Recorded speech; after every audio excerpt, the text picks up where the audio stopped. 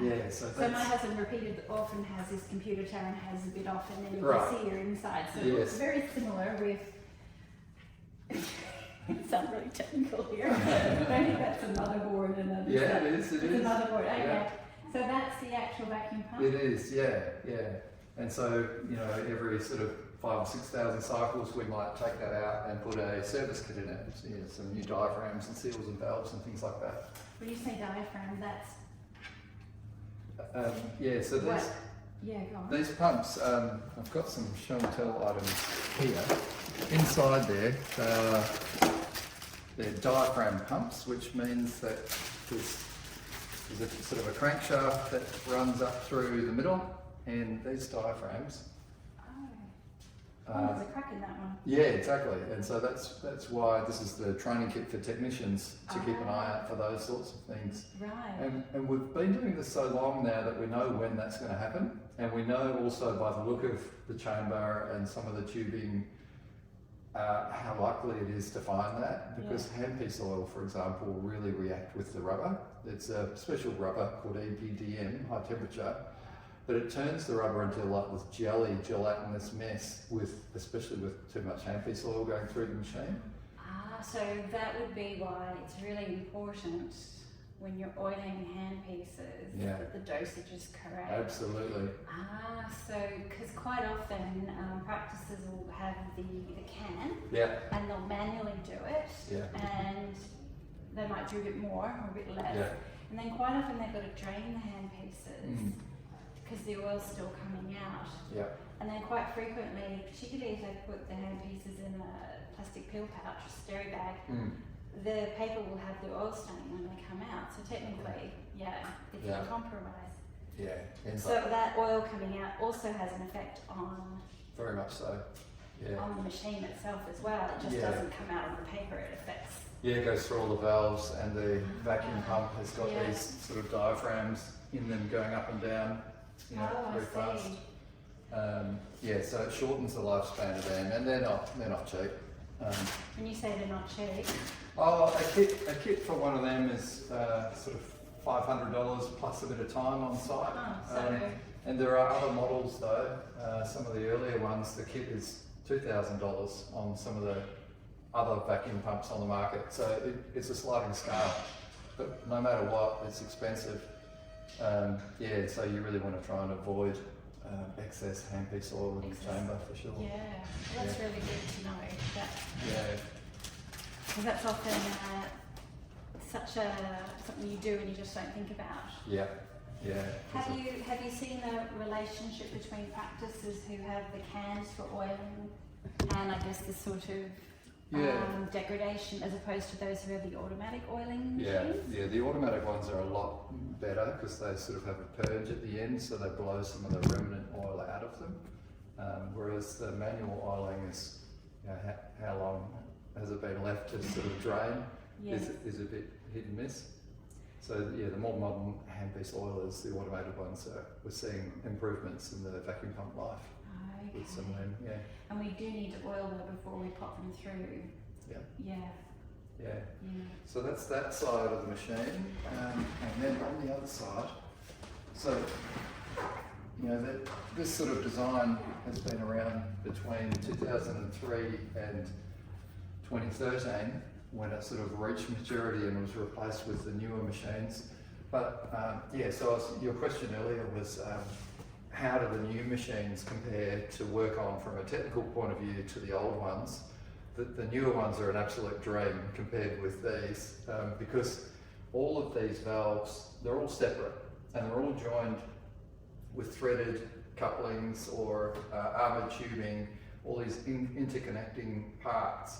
And that manifests as a challenge for a technician with a vacuum test that might be failing. So when a vacuum test fails, one of those 2 cycles that are done in the mornings, what we're trying to prove to ourselves, or what the clinic's proving to themselves, is can I remove all the air from the chamber, and then all the valves will close, and then over the next 5 and then 10 minute waiting time, is any air leaking back into the chamber? And the answer needs to be there's no air leaking into the chamber. So that's what a vacuum test is proving, two things. Can I remove all the air, and I want to make sure there's no non-sterile air getting back in there. And that's the vacuum test or the leak rate test. That most machines will say do daily before the first use. Yeah. There seem to be some brands where we don't have to do that daily. Yeah, if a machine's fitted with an air detector, then they can do testing once a week. Yeah, so again, it's being familiar with your machine and testing protocol for that machine. But you can imagine, from a technical point of view, we're looking for air getting into the chamber. So it's like chasing ghosts. It's very difficult. So we're looking for air getting somewhere into one of those fittings, and then they're following, a flow path into the chamber. So quite complicated. When we compare that to a more modern machine, they're fitted with a valve block like that, and so there are no leak points in there other than the fittings in and out. So you've removed sort of 95% of the leak possibilities. So we're seeing many less hours spent chasing vacuum leaks with the modern machines. A lot simpler now. We've got it easy. Easier. Yeah. The chambers behind that, what's wrapped around it? So on that's a stainless steel chamber, and then directly around the chamber, there's a heating element, and it's 1600 watt heating element to keep the chamber itself hot, so that it's not colder than the instruments, and so the water's not going to condense on the chamber wall. Yes. So we've got two forms of heating on this machine. We've got a steam generator. In this one, it's underneath. On others, the steam gen might be remote. So that obviously heats the water to create steam and pumps into the machine. And separate to that steam generator, we've got this wraparound band heater. And then because it's 1600 watts of heat energy, then this is just thermal insulation protecting that radiant heat from escaping. So all these benchtop steam sterilizers have an internal steam generator. Yes. Unlike, say, the steam sterilizers in hospitals, which are the big walk-in ones, they, I think, have a separate system that generates the steam and then it's sent through pipes.